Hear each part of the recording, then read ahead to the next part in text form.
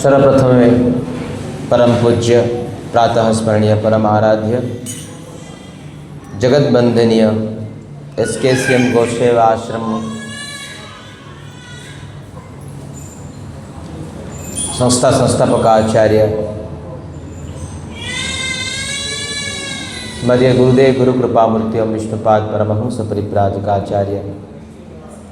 अष्टोत्तर श्रीमद भक्ति सौध केशव गोस्वामी महाराज पादपद्मे दासर अनंत कोटि दंड प्रणाम करतः अहेतु कृपा भिक्षा प्रार्थना करुँच। तत्पश्चात परम गुरुदेव नित्यरला विष्णुपाद परमहंस परिव्राजकाचार्य अष्टोत्तर श्रीमद जगद्गुरु भक्ति भैरव पुरी गोस्वामी महाराज दिव्य पादपद्मे ए दास अनंत कोटि दंड प्रणाम करतः अहेतु की कृपा भिक्षा प्रार्थना करुँच। रूपानुगुरुवर्ग आचार्य मानकर दिव्य पाद पद्मे ए दास भूरी भूरी साष्टांग अनंत कोटि दंड प्रणाम करता अहेतु कृपा भिक्षा प्रार्थना करुँच। भगवत कथा पिपासु गुरु भ्राता मन को मोर यथायोग्य मोर श्रमांजलि ज्ञापन करी अखिल गुणगण निधि करुणा सागर भक्तवत्सल कल्पतरु दयासागर श्रीहरिंकर अशेष कृपा जेहेतु आम मान अच्छी आज अति विशेष तिथि पुराण शास्त्र ग्रंथ मानकरे जेतिकी व्रत पूजा विधि विधान नियम साधना लिखाई कि वर्णना कराई से सबू किछि ना किछि फल लाभ करने फल माने कौन कि यही पूजा कले तुमको धन मिले कि यह पूजा कले तुमको स्वास्थ्य भल रही पूजा करने द्वारा तुमको घर लाभ हम यही पूजा करने द्वारा तुमको स्त्री लाभ हम यही पूजा करने द्वारा तुम पुत्र लाभ हम यही पूजा करने द्वारा आम मान को शांति मिल सब किछि अच्छी किंतु भगवान प्रीति करिया व्रत कौन व्रत किछि नाई। भगवान क्या प्रेम करेंगे जी एकादशी व्रत करे ये गोटे व्रत कि भगवान से प्रेम करेंगे। आम व्रत कौन कि एकादशी व्रत भगवान को प्रेम मिलवाई एकादशी व्रत कौन सी भौतिक आशा ना भौतिक सुख ना भौतिक द्रव्य आशा नहीं कि घर परिवार धन यौवन ये सब नहीं। भगवान किंती आमको प्रीति करेंगे से केवल एकादशी व्रत आज एकादशी ना कौन कौन शयन एकादशी। भगवान आज 4 मास योग निद्रा आमे जमी शोचु सेमती शोबे नहीं भगवान योग निद्रा शोबे। योग निद्रा माने कौन कि भक्त मान हृदय रे शोवाटा हूँ योग निद्रा। आम हृदय रे भगवान आसिकी शोवार अच्छी विश्राम करार अच्छी योगा योग निद्रा रही अच्छी बोले कौन करा पड़ो आम आज आरंभ कर चतुर्मास 4 मास पर्यंत भगवान योग निद्रा रही क्षीर समुद्र रे। योगा माने ध्यान करवा भगवान भक्त मान को ध्यान करेंगे योग निद्रा रही मो भक्त कौन करुच्ची किमती नाम करुच्ची किमती जप करुच्ची किमती सेवा करुच्ची किमती कीर्तन करुच्ची हाँ ध्यान रखिए कि भक्त चिंताधारा केमती रोची हाँ यहाँ हूँ से शयन एकादशी भी कहले आउे केवे ए ध्यान भांग कि कार्तिक मासरे उत्थान एकादशी रे योग निद्रारू बाहर ये 4 मास काल भगवान भक्त मानक योग निद्रा रही देख भगवान हेले ए एकादशी रे अनेक किछि होइछि। आज श्रीहरि शंखासुर को बध करछन्ति। आउ आमे सब डिस्कशन करथिले जानिथिले कि वामन अवतार रे भगवान श्रीहरि बड़ी महाराज पाखे आसिक 3 पाद भूमि मागिले। गोटे पाद भूमि भूमिरु रसातल अतल पाताल सबू 7 लोक तो मापिदेले। आउ गोटे पादरे भूलोक भुवलोक जनलोक तपलोक सत्यलोक ए 7 लोक मापिदेले। आउ गोटे पाद कौटी देवी बड़ी को तो 3टा पाद मत कही देवा 2टा पादरे तर सब ब्रह्मांड सरीगला शेष होगला। आउ गोटे पाद कौटी देवी प्रभु मु अच्छी बोली समर्पित हो गले। गुरु मना करते ये तो हरि छलनाकारी हरि ए देवता मानू सपोर्ट करने आई देवता पक्ष आंको दियोने 3 पाद भूमि कहते किंतु गुरुकर कथा मध्य अभिमान कर अवज्ञा करी बड़ी चक्रवर्ती श्रीहरि बोलिक 3टा पाद देले। पाद दे शेष बड़ी चक्रवर्ती मुंडरे पाद देकी ताकू रसातल सुतल लोकरे अद्भुत लोक गोटे देले कि इंद्ररू आउरी अधिक सुख इंद्र आउरी अधिक वैभव स्वर्गलोकर आउरी अधिक वैभव देले सुतल लोक देकी। आउ भगवान कहले बामन भगवान कहले कि बड़ी महाराज को बर मागो तमर भक्ति रे तमर समर्पित रे तमर यज्ञ रे तमर दान रे वो प्रसन्न है। भगवान कहले बड़ी महाराज कि मु तो सुतल लोक गली तमें मध्य सुतल लोक रहा पड़ो। भगवान बांधी गले हो ठीक अच्छे बड़ी पड़ेले जमी श्लोक श्रीहरि मध्य सुतल लोक रहा लगे। इे वैकुंठ रे महालक्ष्मी खोजुंट कहीं हरि आसना पर्यंत नारद तो नारद गले देखला नारायण नारायण श्रीहरि कौटी अच्छा आउ कौटे अच्छा बड़ी चक्रवर्ती बांधिकी सुतल लोक नहीं गले बर मागिले कि तांको सुतल लोक देले सुतल लोक श्रीहरि मध्य रहा पड़ो कहले से सुतल लोक रहिले हरि लक्ष्मी मध्य गले सुतल लोक को जाइकी किमती गले गोटे काम वाला काम करिया एते प्रकार सुंदर व्यंजन रंधा वंधा करके खुएले सुतल लोक समस्त प्रसन्न हो गए। लक्ष्मी जब जोड़ी रही प्रसन्न कहीं हेबे लक्ष्मी बहुत प्रसन्न हो गए। बड़ी चक्रवर्ती कहले तू किए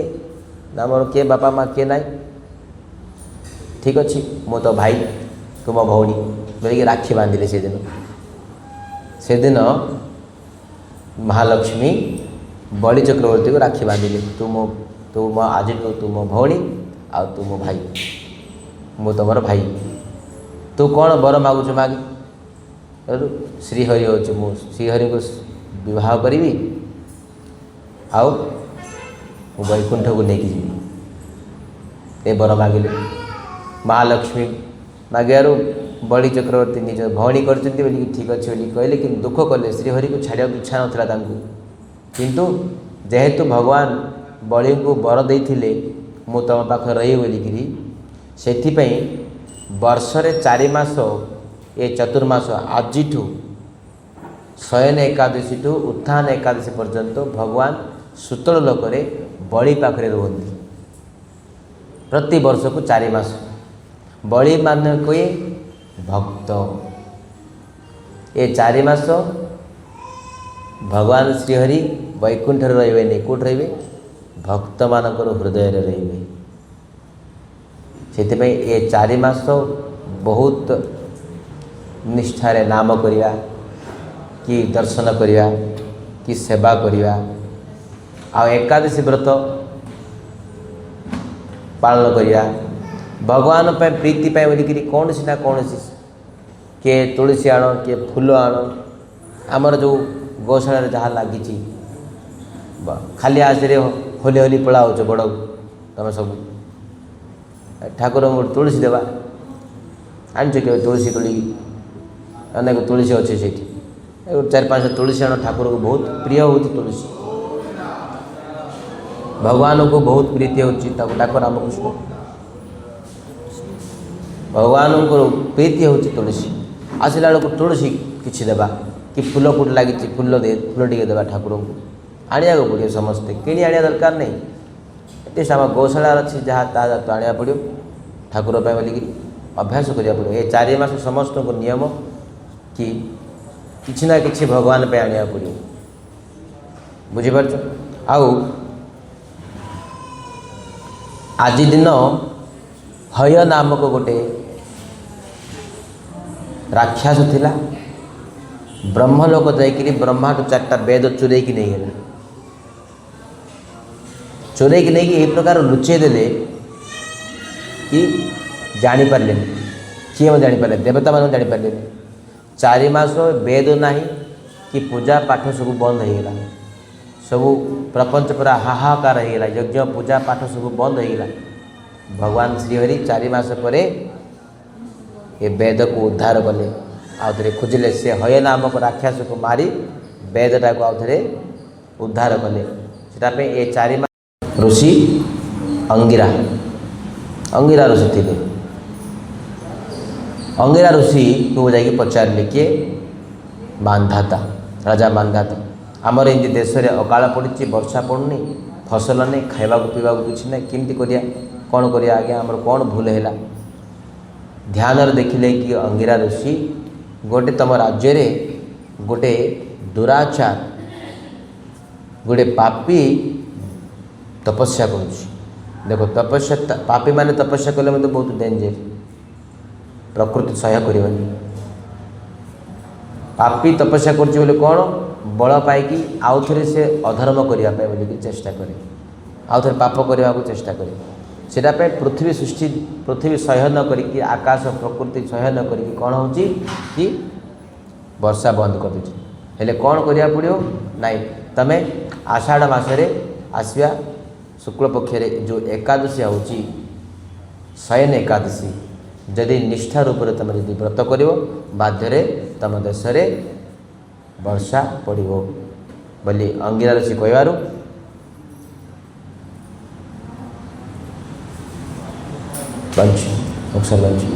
अंगिरा ऋषि एपरा शयन एकादशी व्रत करने द्वारा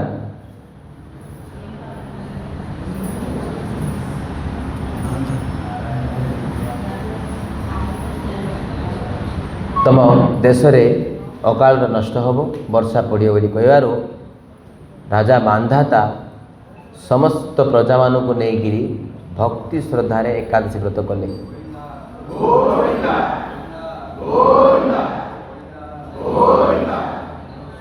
एकादशी व्रत करने द्वारा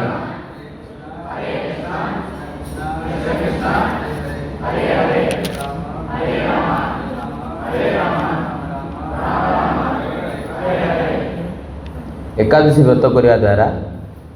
से राज्य रे बहुत सुंदर वर्षा है फसल है समस्ते सुभिक्ष रही रही आ समस्त को आहार मिलला देखो एकादशी करने द्वारा आमर जदि कौन से अभाव थी खावा पीवा रही वस्त्र रे घर रे सब पूर्ण होम रही कहीं एकादशी हूँ ए प्रकार व्रत ए व्रत द्वारा कि भगवान बहुत श्रद्धा करती गोटे जीव प्रति आ भगवान जार प्रति श्रद्धा रही से कौन प्रकार अभाव हम कदाचित क्या अभाव हेनी से यहाँ हूँ गोटे व्रत भगवान प्रीति पाइबा भगवान को श्रद्धा पाइबा आज पर एकादशी भगवान को सुनावेश हो जगन्नाथ रथरे सुनावेश हे पुरी रे रथ यात्रा है सेपरी महाराष्ट्र में विठलनाथ बोलिक अच्छा इंदी थे कृष्ण विठलनाथ पाखे गोटे गोटे मेला गोटे से यात्रा हो आज स्टार्ट हो लक्ष लक्ष जगह जाकि विठलनाथ को दर्शन करती आज दिन कौन पे ध्यान दे शुणा गोटे पांडरीपुरम रे पुंडरीक जानुदेव बोलिकी गोटे ब्राह्मण थिले के जानुदेव बोलिकी ब्राह्मण थिले से ब्राह्मण बहुत सुंदर पूजा पाठ बहुत सुंदर नियम रहिबार समस्त को उपकार करिवार तांकर एते सुंदर चालीचलन व्यवहार बहुत सुंदर थिले किंतु तांकर गोटे पुत्र थिले तांकर ना कौन पुंडरीक कौन पुंडरीक सी ता बापांकर पूरा अपोजिट व्यतिरेक का सहित भल भाव संपर्क रखार नहीं दुष्ट मन एत खराब व्यवहार कटु वाक्य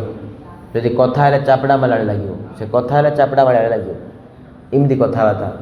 सब दुर्गुण थिबार से पिला पाखे से बापा माँ भाविले कि ये पिलाटा को बाहा करदेले ठीक रास्तार आसो ए प्रकार वचन यार व्यवहार सब चेंज हो परा बोलिकी बाहा कले बाहा करिया परे ए पुंडरीक को आउरी अधिक चेंज हो गला कौन है कि ता स्त्री पछरे ही रहिला स्त्री कथा ही विश्वास कला स्त्री मानकर स्त्री सेवार रहिला आ बापा माँ को पचारानी स्त्री उठे बोले उठो स्त्री बस बोले बस स्त्री जहाँ कर बोले कहला बापा माँ को लास्ट को सी भाविला कि बुढ़ा हो गले एमाने मरीगले भल मो स्त्री सहित रही था एमती भाविला से बापा माँ अजन हो गले भारी हो गले जो स्त्री आसला ए विषय तक बापा मत जानिले बापा माँ जानिले मो पुआटा आमको भावुची एमती कष्ट बोली भावुची कौन करिया जहाँ भगवान को इच्छा ये सब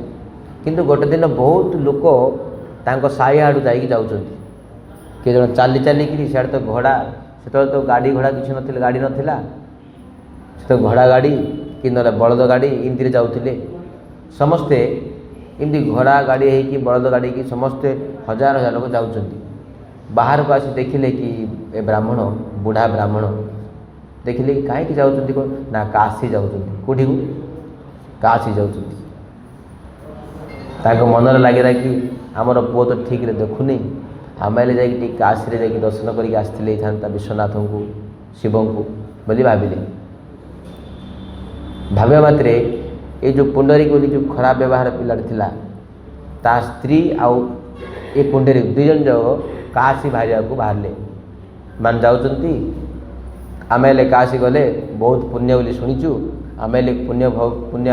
आने बोलिकी ए पुंडरीक ता स्त्री बाहरले बापा माँ जानिले बुद्धा बापा माँ जानिले कि तुम काशी जाऊच आमको नहीं कि जाऊ आम बुढ़ा हो गलुणी आउ थे आम यात्रा करूँ कि नहीं आउ समस्ते दुख कौन माइकना को लेकिन जाऊँगी काशी को किंतु बापा माँ को नौनी बोली भावे बोलिकी ठीक अच्छे बे मनरे इच्छा नहीं तो चलो जा बोलिकी समस्ते ए पुंडरीक ता स्त्री आ जानुदेव ता स्त्री समस्ते बाहरले हजार हजार लोक काशी खेच जाऊँच अधिक खर्च हो समस्त चाली चाली ही गले घोड़ा गाड़ी चली था किंतु ता स्त्री को खांदरे बसई नहीं गला बापा माँ बुढ़ा बुढ़ी पापर चाली चाली जाऊँ देखिले कि एरे लोक हसुँच मागणा कांधर नहीं जाऊँ कि बुढ़ा बापा माँ चले चले नौ आ किसी समय बुढ़ा बापा माँ को कांधरे बसईदेला चलो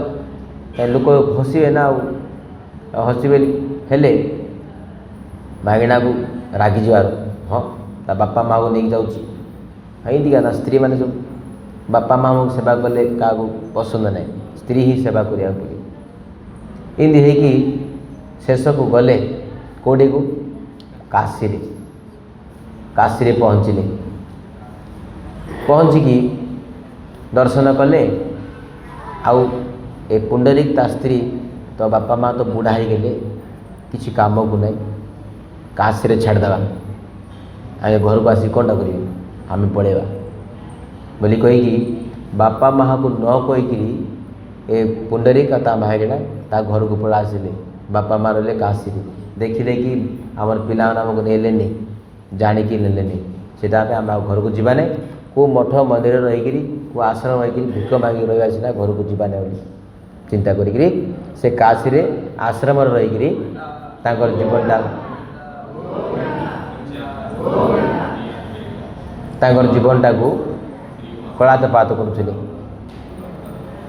ହେଲେ ଏମାନେ ପୁଣ୍ଡରୀକ ଆଉ ତା ସ୍ତ୍ରୀ ବଡ଼ ସ୍ୱଚ୍ଛନ୍ଦରେ ରହିଲେ। ତାଙ୍କୁ ଆଉ କିଏ ଆଡ଼ୁ ରହିଲେନି, ମା ବାପା ନାହାନ୍ତି, କିଏ ନାହିଁ। ଆଉ ତା ସ୍ତ୍ରୀ ଗର୍ଭବତୀ ହେଲା, ପାଖାପାଖି 5 ମାସ ହେଲା। ଆଉ ସେ ଆଉ କାମ କରିପାରୁନି।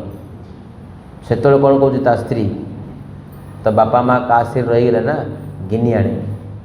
ମୁଁ ତ କାମ କରିଲେ ଘର କାମ ତାଙ୍କେ କରିବେ, ଆଉ ଘର କାମ କିଏ କରିବେ? ଆଉ ମୁଁ ଯେତେବେଳେ 8 ମାସକୁ ମୋ ମା ଘରକୁ ଯିବି ନା, ସେତେବେଳେ ତୁ ଆଉଥରେ କାଶୀ ପଠାଇବି ତୋ ବାପା ମା। କିନ୍ତୁ ଏଇ 2-3 ମାସ ତୋ ବାପାକୁ ନେଇ ଆସେ, କାମ କରିବେ। ମୁଁ ତ କାମ କରିପାରିନି, ମୁଁ ଗର୍ଭବତୀ ହେଇଛି। ହଁ ଭଲ ହେଲା ବୋଲିକି ଏ ଲୋକଟା ତା ବାପା ମାଆକୁ ନେବା ପାଇଁ ବୋଲିକିରି କାଶୀକୁ ଗଲା, ମାଗଣା କଥାରେ ପଡ଼ିକି। କାହିଁକି? ଘର କାମ କରିବାରେ ଛୁଡ଼ିକିରି ମା ବାପାର ସେବା କରିବ ବୋଲି ନାହିଁ, ମାଇକିଣାକୁ ସେବା କରିବ ଆଉ ଘରକୁ ସେବା କରିବ ବୋଲିକି ଗଲେ। ଖୋଜିଲେ କିନ୍ତୁ ବହୁତ କେଉଁଠି ମିଳିଲେନି ତା ବାପା ମା। ସେଦିନ ରାତି ବହୁତ ଶୋଷ ଲାଗିଲା। ଗୋଟେ ଆଶ୍ରମ ଯାଇକିରି କୁକୁଟ ଋଷି ଆଶ୍ରମରେ ଯାଇକିରି ପାଣି ଟିକେ ମାଗିଲେ, ଆଜ୍ଞା ଟିକେ ପାଣି ଦିଅନ୍ତୁ ପିଇବି, ମୋ ବାପା ମା ଦେଖାଯାଉନାହାନ୍ତି, ମୁଁ ଖୋଜି ଖୋଜି ପାଇଲି ନାହିଁ, ଆଉ ସକାଳୁ ଖୋଜିବି, ରାତିରେ କେଉଁଠି ଏଇଠି ରହିବାକୁ ମୋତେ ଜାଗା ଦିଅ। ଠିକ୍ ଅଛି, ସେ ପାଖରେ ତୁମେ ଶୋଇପଡ଼, ପାଣି ପିଅ ବୋଲିକି ଶୋଇଲେ। ଅର୍ଦ୍ଧରାତିରେ ଗୋଟେ 3ଟା ସ୍ତ୍ରୀ ଆସିଲେ। ଧ୍ୟାନରେ ଶୁଣ, ସେ ସ୍ତ୍ରୀମାନେ ତାଙ୍କର ବସ୍ତ୍ରଯାକ ମଇଳା ହେଇକିରି କେମିତି ଗୋଟେ ବିକୃତି ରୂପ ହେଇକି ଆସୁଥିଲେ। ଆଉ ସେ ଆଶ୍ରମରେ ଝାଡ଼ୁ ପୋଛା ସବୁ ବର୍ତ୍ତନ ମାଜିଦେଲେ, ଝାଡ଼ୁ ପୋଛା କରିଦେଲେ, ସଫା ସୁତରା କରିଦେଲେ। ଯିବା ସମୟରେ ସେମାନେ ସମସ୍ତେ ସୁନ୍ଦର ହେଇଗଲେ, ନୂଆ ବସ୍ତ୍ର ହେଇଗଲା। ହଁ, ଯାଇକି ପଚାରିଲେ, ହେ ଦେବୀ, ଏ ତୁମେ କିଏ? ତୁମେ ଆଇଲା ବେଳେ ମୁଁ ଦେଖିଲି ଗନ୍ଧିଆ ହେଇକି ଥିଲ, ଆଉ ସଫା ସୁତରା ସବୁ କଲ, ତୁମେ ଏତେ ସୁନ୍ଦର ଦେବୀ ଭଳିଆ ହେଇଗଲ, ତୁମେ କିଏ? ସେ ଦେବୀ 3ଟା କହିଲେ କି ଆମେ ଗଙ୍ଗା, ଯମୁନା, ସରସ୍ୱତୀ। ଆମେ 3ଟା ନଦୀ। ଆମ ନଦୀରେ ଆସିକିରି ବହୁତ ଲୋକ ଆସିକି ସ୍ନାନ କରନ୍ତି, ପାପ ଛାଡ଼ି ଦିଅନ୍ତି। ଆମେ ପାପ ଧରି ଦେଇକିରି ଆମେ କଳା ହେଇ ଫିକ ପଡ଼ିଯାଉ। ଯେତେବେଳେ ଆମ ଭିତରେ ପାପ ସବୁ ଭର୍ତ୍ତି ହୋଇଯାଏ, ଆମେ ଆସିକି ଏ ଋଷି ଆଶ୍ରମମାନଙ୍କରେ ଝାଡ଼ୁ ପୋଛା କରିକି ଆମ ପାପଟା ସବୁ ନଷ୍ଟ ହୋଇଯାଏ। ଆମେ ଆଉଥରେ ଦିବ୍ୟ ରୂପ ଧରିକି ଆଉଥରେ ପଡ଼ୁ, ଆଉଥରେ ସମସ୍ତେ ସ୍ନାନ କଲା ପରେ ରାତିରେ ଆସିକୁ ସେବା କରୁ, ଆଉଥରେ ଆମର ପାପ ନଷ୍ଟ ହେବ, ଆମେ ଆଉଥରେ ପଡ଼ୁ। ଦେଖ, ଆମେ ଲୋକମାନେ ଯାଇକିରି ଗଙ୍ଗା, ଯମୁନା, ସରସ୍ୱତୀ ସ୍ନାନ କରିକିରି ପାପ ଛାଡ଼ୁଛୁ, କିନ୍ତୁ ଗଙ୍ଗା, ଯମୁନା, ସରସ୍ୱତୀ ଆଶ୍ରମରେ ରହିକିରି ଆଶ୍ରମରେ ସେବା କରିକି ତାଙ୍କ ପାପଟା ନଷ୍ଟ କରୁଛନ୍ତି। ଭଗବାନ ଆମକୁ ଆଶ୍ରମରେ ସ୍ଥାନ ଦେଲେ ସେବା କରିବାକୁ। ହଁ, କେଉଁ ଗଙ୍ଗା ଆସିକି ଆଶ୍ରମରେ ସେବା କରୁଛନ୍ତି। ଆମର ପୂଜ୍ୟପାଦ ଭକ୍ତି ପୁରୀ ଗୋସ୍ୱାମୀ ମହାରାଜ, ପୂଜ୍ୟପାଦ ଗୁରୁ ମହାରାଜ ଭକ୍ତି ସୌଧ କେଶବ ଗୋସ୍ୱାମୀ ମହାରାଜ ଏହିପରି ଆଶ୍ରମ କରିକି ଆମମାନଙ୍କୁ ପବିତ୍ର ହେବା ପାଇଁ ବୋଲିକି ଏଠି ସ୍ଥାନ ଦେଇଛନ୍ତି। ଆମ ଏ ଜନ୍ମ କି କୋଟି ଜନ୍ମର ପାପ ସବୁ ଆମେ ଏଇଠି ସେବା କରିକି ନଷ୍ଟ କରୁଛୁ। ଆଶ୍ରମରେ ଝାଡ଼ୁ କର, ପୋଛା କର, ଗୋବର ଟେକ, କି ଗାଈ ସେବା କର, କି ଫୁଲ ସେବା କର, ତୁଳସୀ ସେବା କର, ଯାହା ସେବା କଲେ ମଧ୍ୟ ଆମର ପ୍ରତିଦିନ ଆମର ପାପ ନଷ୍ଟ ହେଉଛି, ପାପ କ୍ଷୟ ହେଉଛି ଆମର। ଆମେ ଜାଣିନୁ କି ଆଶ୍ରମର କେତେ ବୈଶିଷ୍ଟ୍ୟତା ଆମେ ଜାଣିନୁ। ଆଶ୍ରମରେ ଏମିତି ରହୁଛନ୍ତି, ଖାଉଛୁ ପିଉଛୁ, ରହୁଛୁ, ଶୋଉଛୁ ନା, ଏଇଠି ଯାହା କଲେ ମଧ୍ୟ ସେବା ଆମର ପାପ ନଷ୍ଟ କରିଦିଏ। ଯଦ୍ୱାରା ଆମେ ପାପ ନଷ୍ଟ ହେବା, ତାହେଲେ ଆମେ କ'ଣ ଭଗବାନଙ୍କୁ ପ୍ରୀତି ହେଇପାରିବା। ଆଜି ଏ ପ୍ରକାର ପଳେଇଲେ, ସେ ପୁଣ୍ଡରୀ କହିଲେ, ଦେବୀ ମୋତେ କୃପା କର। ନା, ତୁ ତ ମହାପାପାତ୍ମା ନା, ତୁ ମା ବାପାକୁ ଛାଡ଼ିଦେଲୁ, ମା ବାପାକୁ ଛାଡ଼ିକି ତୁ ତୋ ସ୍ତ୍ରୀଟା ସେବା କରୁଛୁ। ହଁ, ତୁ ଦୁର୍ଭାଗାଟା, ତୁ ବହୁତ ପାପୀଟା ବୋଲି ଗାଳି କଲେ ଏ ଗଙ୍ଗା, ଯମୁନା, ସରସ୍ୱତୀ।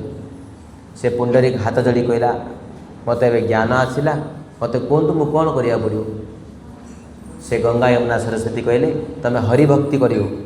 ଆଉ ତୋ ମା ବାପାକୁ ସେବା କରେ, ତାହା ହିଁ ତୋର ମଙ୍ଗଳ ହେବ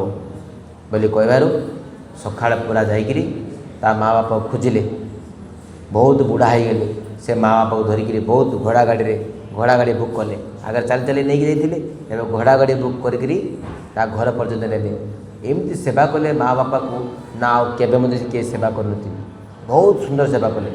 बापा माँ बुढ़ा हो गले अंध होते बुढ़ा लोक मान सेवा करा गोटे हूँ कष्ट आ गए अंध लोक को सेवा करा बहुत कष्ट अंध होते माँ बापा एमती सेवा कले कि भगवान श्रीकृष्ण प्रसन्न होते से पुंडरीक गोटे गोटे वैद्य हिसाब से गोटे डॉक्टर हिसाब से आसिले भगवान कृष्ण गोटे डॉक्टर हिसाब से आकार आसिले रूप से आसी कहले तमें जदि राति तो बापा माँ को तुम कलर रखिकी न हलिकी झुलिकी जदि ये आखिरे सेवा कर तो माँ बापा को आखि आसो बोली कहले ठीक अच्छे से दिन राति माँ बापा कलर रखिकी बापा माँ न हलिकी सेवा करमती सेवा कले भक्ति श्रद्धार कृष्ण रही पारे बापा माँ सेवा कले बोलिक कृष्ण रही पारे कृष्ण प्रकट हो गले कौटी प्रकट है कि पछरे प्रकट हो जमी कृष्ण प्रकट है कि बहुत उज्जवल बहुत तेज हो गला अरे किए आसिले कौन एत तेज एत उज्जवल भगवान कहते मो श्रीहरि आसी ए पुंडरी कौन कौच आज्ञा दयाक रुहतु मो बापा माँ सेवा करुँच मो राति जाक मो बापा माँ सेवा करे आखि आसो आप गोटे काम कर गोटे इटा फिंगिदेले से पछरे तुम इटा पर ठिया रही थो सकाळ हेले मो बापा माँ आखि आसिले मुझे तुम दर्शन करी बोली कहली कृष्ण से पुंडरी आम इटा कहूँ ना हिंदी में ईट बोली कहते आउ महाराष्ट्र में वेट बोली कहे इटा को कौन कहे वीट से इटा उपर टेचंती बोली विठलनाथ बोली भगवान ताकर ना कौन विठलनाथ ताकर ना हो गला विठलनाथ भगवान की से वेट फिंगी देकरी से ऊपर ठिया हुए कहले ताकर ना विठलनाथ हो गला सकाळ पर्यंत भगवान ठिया होते से इटा उपर आ माँ बापा आखि पड़ा आसला 3 जन जाक ठाकुर को दर्शन कले कृष्ण को दर्शन करी तो माँ बापा को तू सेवा कलु आम बहुत प्रसन्न हो गलु तू बर मागे भगवान कहले से व्यक्ति को बर माग बोली कहले कौन बर मागे जानते ना से लुकड़ा कहले तुमको दर्शन करी बहुत आनंद पाइल ये तुम रूप ए तुम लावण्य रूप मो जमी दर्शन कली समस्ते भक्त मान कि तुम दर्शन करेंगे आपण ये रही जातु से दिन ठू आज पर्यंत मिठेलनाथ एमती अंटारे हाथ रखिकी इटा उपर छिड़ाई रही कौन पाई कि भक्त मान सब दर्शन करेंगे बोली आज हजार हजार लक्ष लक्ष लोक विठलनाथ को दर्शन कर मेला हुए आज परा दिन श्री विठलनाथ महाराष्ट्र विठलनाथ दर्शन कर वैष्णव मैंने बहुत दर्शन करती विठलनाथ को से एकादशी महिमा ए मेलार महिमा अच्छी आमे आज विठलनाथ को यू दर्शन करवा आज भगवान शयन करेंगे ना आमर भगवान के शुवे राति शुवे से आज राति आम भगवान को शयन आरती देला बेलू समस्ते आस शयन आरती के हो कि 8:45 8टा अधे 8:45 हो आज समस्त शयन आरती देखा पड़ो भगवान खट बहुत सुंदर सजा पड़ो अनेक फूल अनेक नूतन रूप से गद्दी देकर ठाकुर को बुकिंदी भल बहुत सुंदर पर शयन देवा ठाकुर को जमी शयन देवा शयनाथ देखा शयन होकर आमर हृदय हृदय केमती शयन हो से आज शयनार्थी सब विशेषत्व आज समस्त शयनार्थी दर्शन करवा आ एकादशी व्रत एकादशी व्रत मुख्य उद्देश्य कौन कि भूकर रहा उपवास मैंने कौन उप बोले कौन पाखक बास बोले कौन रहा पाखरे रहा भगवान को पाखरे रहा हूँ उपवास उपवास अर्थ हूँ भगवान को निकटरे अति निकट को हवा हूँ उपवास खावा पीवा छाड़देवा नहीं आउ नवधान्य रे पाप आज रुहे जे चाउल डाली जो गहम आम खाऊँ ना से पाप समावेश हो रही था आज ब्रह्मांड जी पितृहा भातृहा मातृहा माँ को हत्या कले जी पाप भातृ भाई को हत्या कले जी पाप बापा को हत्या कले जी पाप से पाप ए एकादशी रे अन्न खाइले हम बापा को मार नथिबा किंतु हत्या कर नथिबा किंतु अन्न खाया द्वारा आम बापा को हत्या कर पाप लगे माँ हत्या भाई हत्या स्त्री हत्या ये सब पाप एकादशी रे अन्न खाइले हुए। देखो एसकेसीएम को सेवा आश्रम तुम को ज्ञान दे विज्ञान देकरी बुझेकरी तुमको अन्न दौनी कहीं तुम के कष्ट पड़े तुमको अन्न दौनी कहीं तुम पापरे भागीदार हो नहीं तुम पापर जो वंचित होकर रही थो पापी चोर के सुख रही पार शांति रही पार सी सब डरुव सिमती पापी केवे शांति रही पारे सब भय करूँ ता पाप खाई दिए ता चर काम खाई दिए सब कहते ना चिंता खाए गंडी जहाँ चिंता होते से केत बड़ गंडी होती मोटारटा थी से सुखी जाए। हाँ जहाँ चिंता अधिक देखुन से खाऊ पीऊ शोथो सब है तार चिंता जो कहते ना कि गंडी केत बड़ गंडी थी से खाईदेव से जे पापी लोक मान अधिक चिंता रही थे से ता पापटा खाई दिए से आम पापर वंचित होकर रही पाप करवा नहीं आउ शयन एकादशी रे भगवान आमर हृदय घर रे हृदय क्षीर सागर के भगवान शयन करेंगे ये 4 मास एटलिस्ट समस्ते भगवान पे किसी तुलसी किसी फूल किसी पत्र आमे आणिकी भगवान को समर्पित करिया सब आम 7:45 को जो सिंगार आरती आउचे से जहाँ को जी 5टा तुलसी की 10टा तुलसी की 11टा तुलसी प्रतिदिन आने पड़ो बुझल केवल तुलसी आनीदे होनी से तुलसी को पानी देवा पड़ो ना आ तुलसी को पानी देले तुलसी केमती हम प्रतिदिन समस्ते 5-10टा कि 11टा तुलसी आणिकी भगवान को समर्पित करा पड़ो पूजारी कह पड़ो तुम यहाँ समर्पित कर 4 मास पर्यंत प्रति द्वादशी रे तुलसी आने फूल आण द्वादशी रे तुलसी चयन करिया मना अपराध हुए से प्रतिदिन समस्ते भगवान को सेवा करियो 7:45 रे ठाकुर को आरती दर्शन करने आसला बेलू किसी ना कि भगवान पे आनिबो जद्वारा कि भगवान आमको गोटे तुलसी मोर महिमा हूँ बहुत जो द्वारका थे भगवान रुक्मिणी उर्वशी सत्यभामा तो अनेक पाटराणी अच्छा सत्यभामा बहुत अहंकारी सत्यभामा भावुले कि मु बहुत सुंदर ये समस्त पाटराणी मु बहुत सुंदर कृष्ण को शासन कर रखियार प्रेम रे सत्यभामा मो पाखे अगर वो मत मुझा सुंदर होली भाई ए अभिमान को भंग करा कृष्ण गोटे नाटक कले कौन कले नारद आसिले नारद आसिकी कहले जदि तुम्हें बर तुम बर किए तुम स्वामी किए कृष्ण यदि कृष्ण को दान कर दियो तुम जीवन जाक केते जन्म हेले तुम कृष्ण परी स्वामी पाइपर अच्छा हेले ठीक अच्छे मु कृष्ण को दान कर दी आ दान कलापर मुझे पाइबी आउ थे कृष्ण को पाइबे कृष्ण जी ओजन अच्छा से किसी पैसा दे दियो कि सुना दे दियो मु सुना नहीं जी तुमको आउ थे कृष्ण दे दी जो द्वारा कि तुम जन्म जन्म हो कृष्ण को स्वामी ही पाइपर तुम अच्छा ठीक अच्छे भल आगे आउ क्या कहने मुझे क्या करी मत कृष्ण को स्वामी होगा पड़ो ठीक अच्छे सत्यभामा कौन कले तुला भार कृष्ण ये पाखे बसिले आउ सत्यभामार जी अलंकार सुना सब थिला सब रखिले कृष्ण बेसी 100 किलो कि केते 80 किलो कि 90 किलो कि थो भावी सब सुना अलंकार सब गोटे तार जो रखिले उठिला नहीं पूरा जाकि समस्त देवी मानक मागिले 116,000 पाटराणी समस्त सुना गहणी सब रखिदे हेले कृष्ण उठिले गोटे तुलसी रे पत्र रे श्रीकृष्ण लिखिकी सब सुना रूपा गहणी टंका सब हटेदेले श्रीकृष्ण बोलिकी लिखी गोटे तुलसी टू तार जो रखिले कृष्ण उठीगले खाली गोटे तुलसी रे